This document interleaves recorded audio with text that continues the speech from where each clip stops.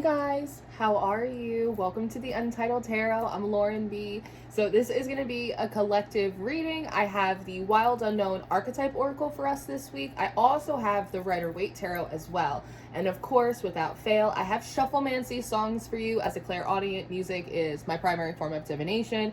So feel free to write these songs down, put them on a little playlist, meditate with them. I also have a couple excerpts out of the Daily Stoic that I want to share with you. We're kind of like bringing in a few different elements in your reading this week. I also see some of these themes in your reading playing out in the reading that I had just done for this weekend on Patreon. If you guys are not aware, every Monday and every Friday I do week ahead and I do weekend readings, so that way you guys can stay in the loop, stay on top of the energy, right? So if this reading resonates with you, you might want to go check out Patreon to kind of get a little bit of a deeper look into this weekend.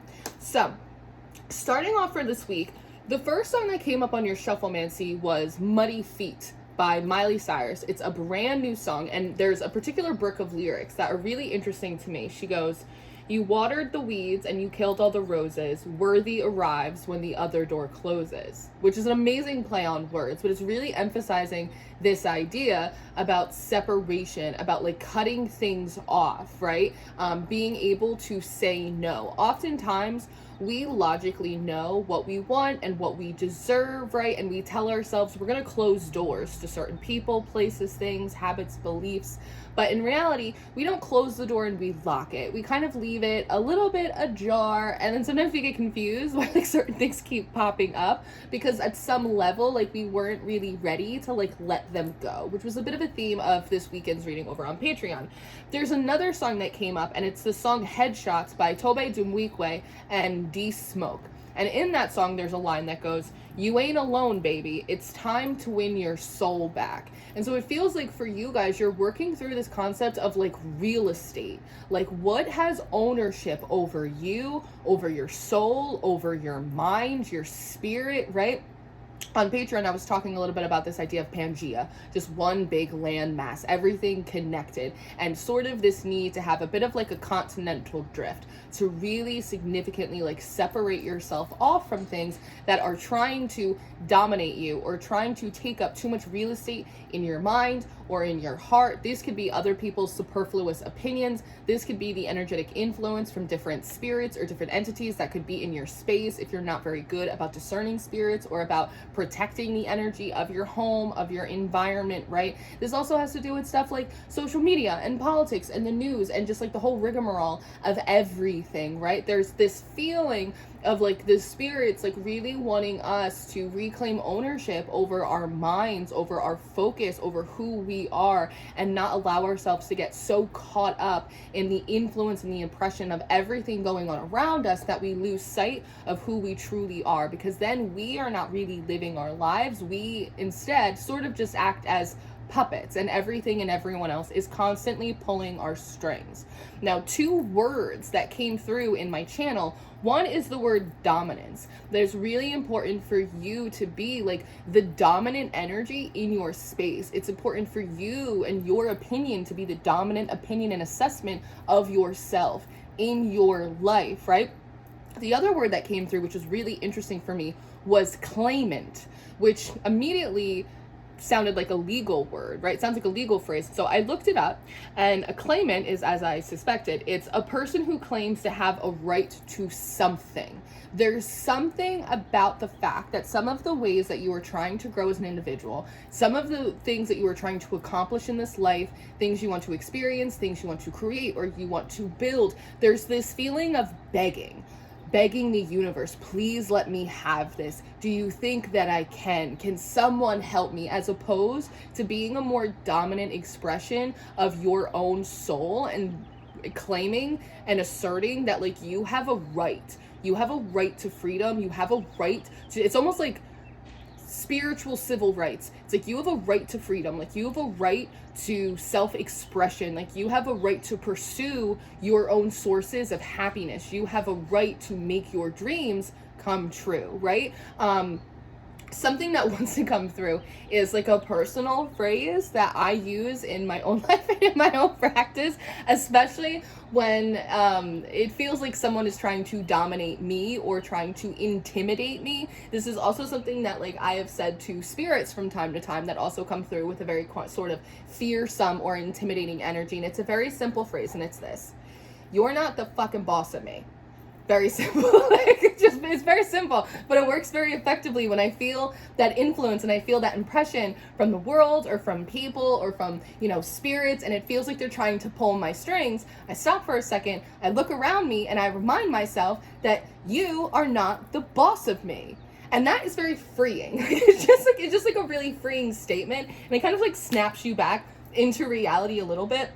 When I read the definition of claimant, right? A person who claims to have a right to something. When I initially read something, I heard someone. And so there seems to be, for some of you, maybe not all of you, but for some of you, there also seems to be this idea of like ownership of there may be people from your past or maybe people that are presently around you that feel like in some way they own you, like they get to control you, they get a say, their opinion matters, when in actuality it doesn't. And the impression is that a lot of these people are people who don't know you now, they're people who knew you then, and they have a crystallized version of you in their mind, and they feel as though they have some kind of ownership over that, right? But as you have grown and you have changed and you have slipped out from underneath their influence, not everyone is comfortable not being like the most powerful person in the room. People oftentimes feel comfortable and they feel confident in their ability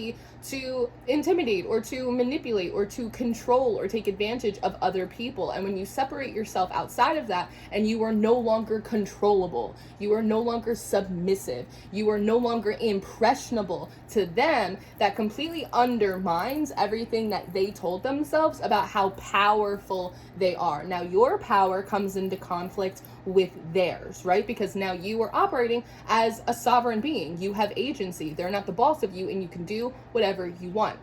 Oftentimes, even though we're separated from these people, or maybe we're not still entertaining them, from an energetic perspective, they can still feel as though they have some kind of ownership over you, right? And oftentimes this comes by way of parents. This also comes by way of romantic partners, right?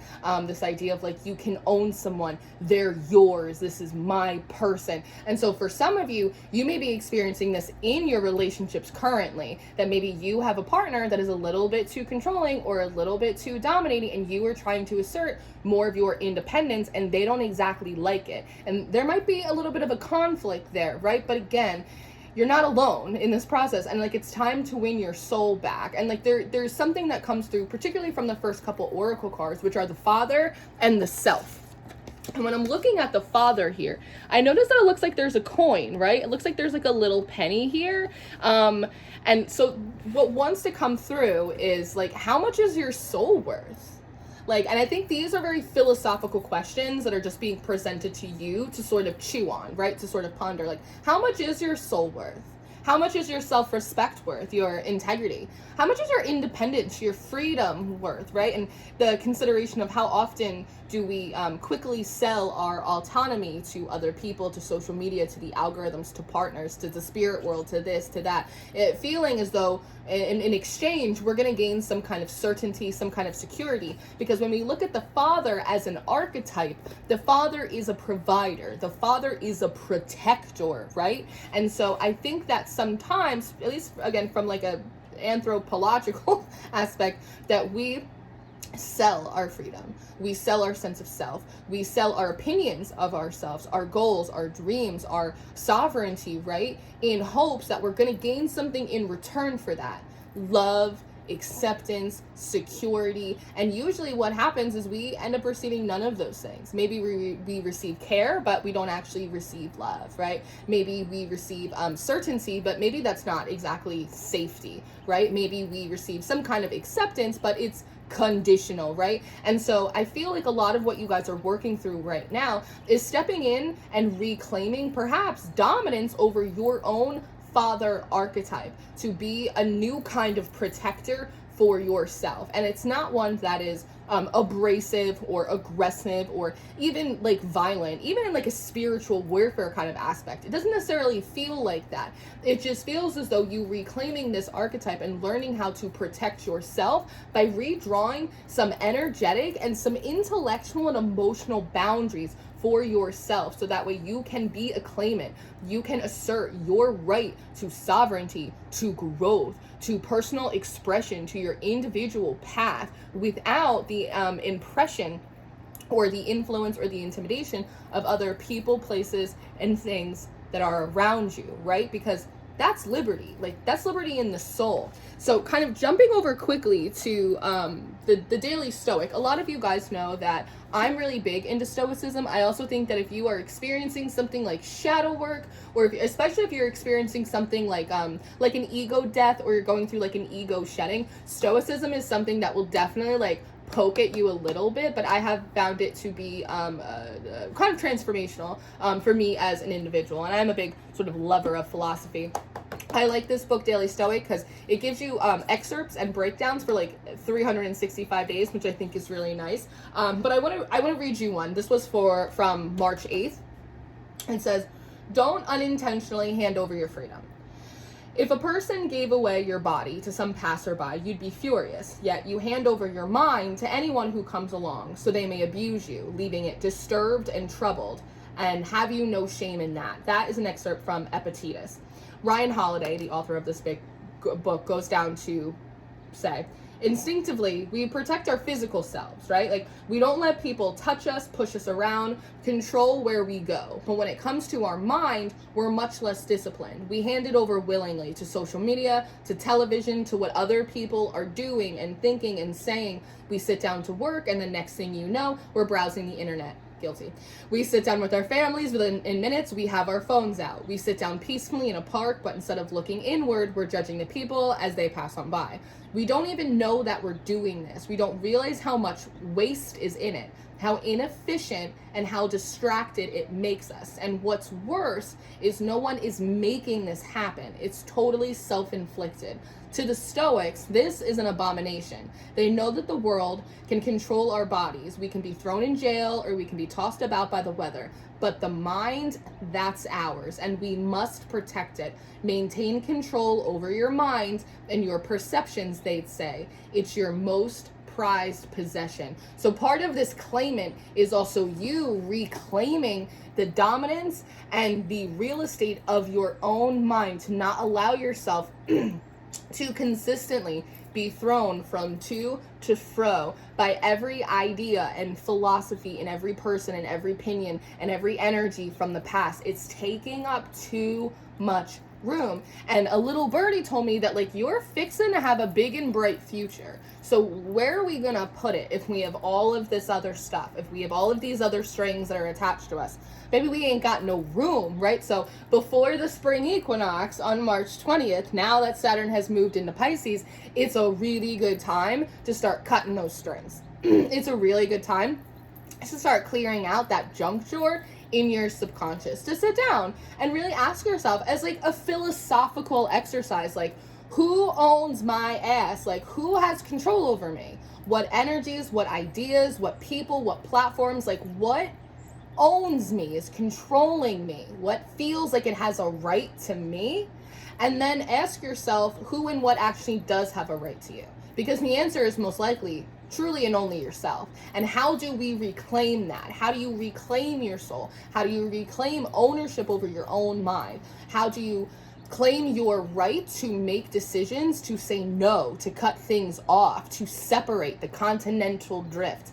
These are really important questions in a spiritual, emotional, and philosophical level. Not to mention that these also apply to like how you go forward and like live your life, right? I think these things are really important because we're coming into like a spring planting season.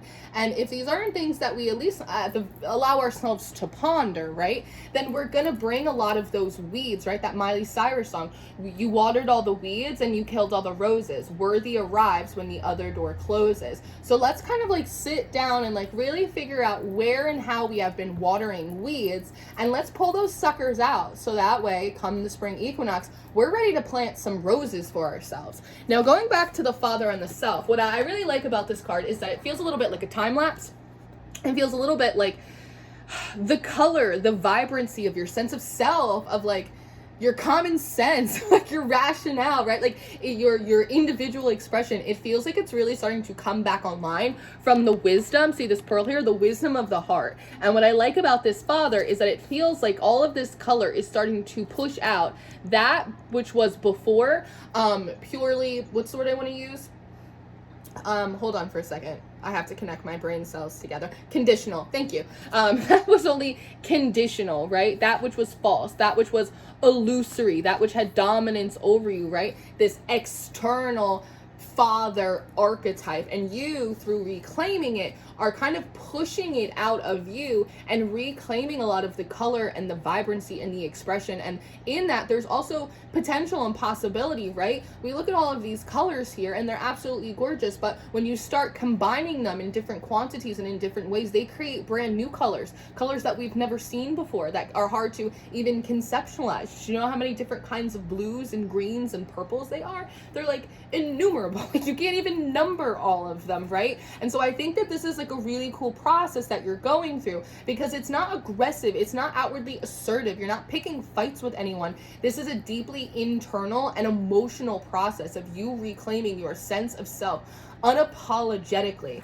In that, we have the flame and the vow coming up next, which feels really powerful. If you've been having these moments where you're feeling as though it's like, I have a little bit of energy, I feel enthused, like I'm getting back on track, and then very quickly it feels like the wind is out of your sails, right? There's this idea of like a weak flame. In witchcraft, when we cast spells, we monitor the flame of a candle. And if the flame of the candle is sort of weak, it means that there's not enough energy typically behind that spell, right? And so when you have this weight of the old archetype of everything and everyone else taking up all of this ownership of you, it weighs down the flame. It's like putting a cap on top of a candle, right? But as that slowly gets to be pushed out and your own internal flame starts to rise, it feels like you're very quickly going to end up with the energy that you need, right? And more importantly, the ability to sustain it, because it feels like you have these peaks of optimism, of drive, of ambition,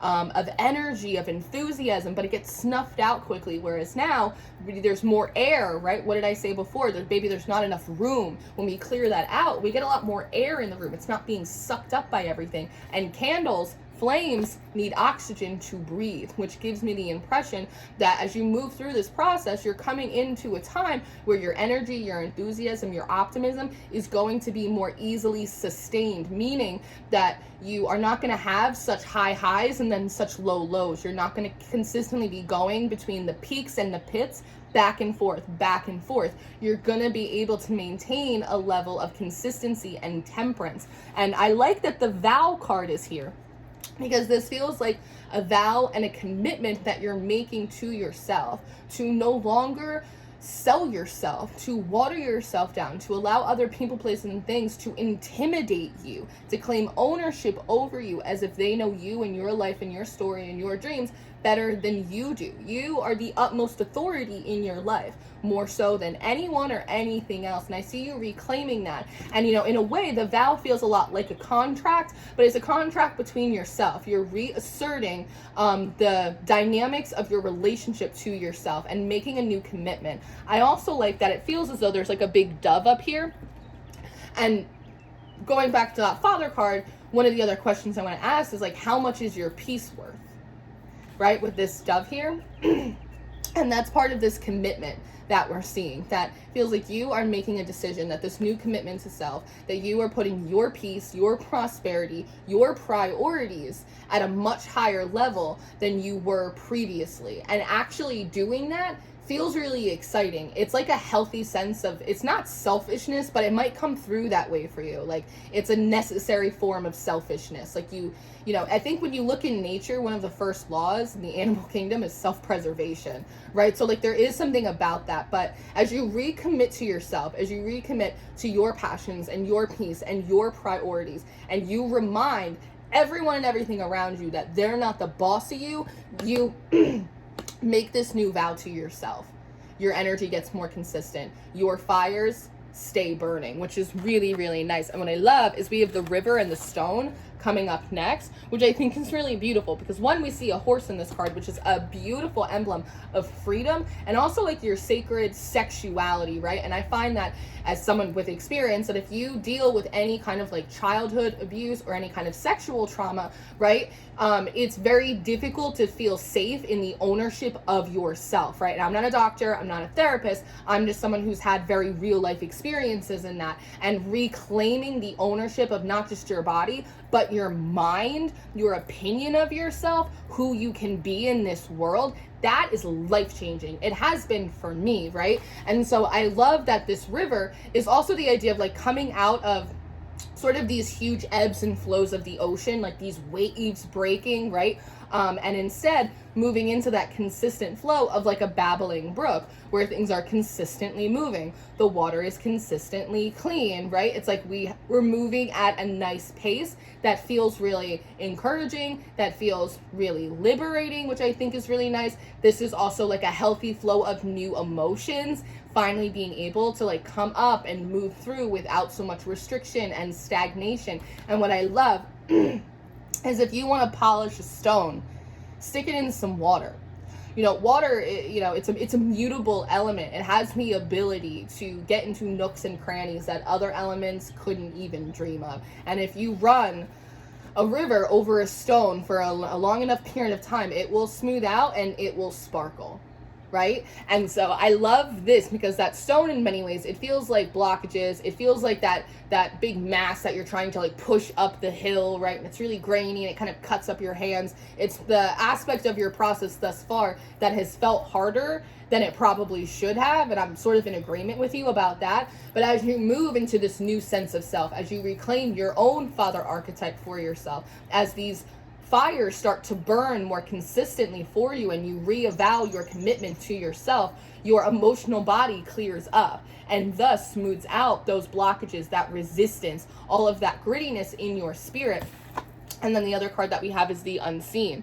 And so there's something really cool about there is an aspect of yourself that you have never seen before, that you have not been introduced with. And maybe in many ways, for some of you, this is a part that you knew existed, but was never given the agency to come out. So this is an aspect of you, a version of you that other people have also never seen before. And it's this embodiment of you that is also going to go out there in the world and create something that no one else has seen, that you haven't seen, right?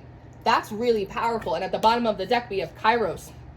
Now, if you look into Kairos means right time. It means the right season or opportunity. It also talks about a spiritual opportunity. As I said, like these energies are very intersectional. They're very philosophical.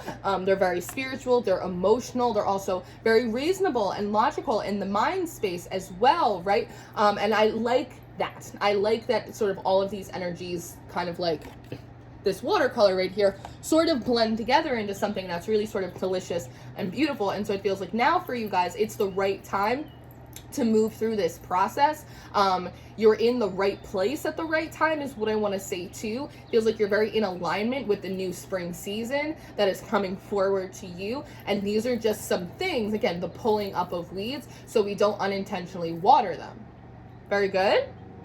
Very good. I have the Rider Waite over here, but I don't think that we need the regular tarot cards. I think that we hit what we wanted to hit. So I'm going to leave this here for you. Should I do an extended reading? Maybe I will. You know what? I changed my mind. I do want to go into the Rider Waite, but we're going to save that for the extended reading. So thank you guys for being here. I really hope that this was helpful for you. If you're interested in the extended reading to this, it will be the first link in the description box below. If you're interested in your March monthly readings, which were fantastic, that link will be down below for you. And just a reminder that Zodiac readings are on Patreon now. You can also get them individually on Vimeo. That will be in the description box. But I always encourage you guys to check out our Patreon family, so that way you can get the week ahead and the weekend reading, so you're always in the loop and you're always on top of the energy. I love you so much. Thank you for being here, and I will see you next time. Goodbye.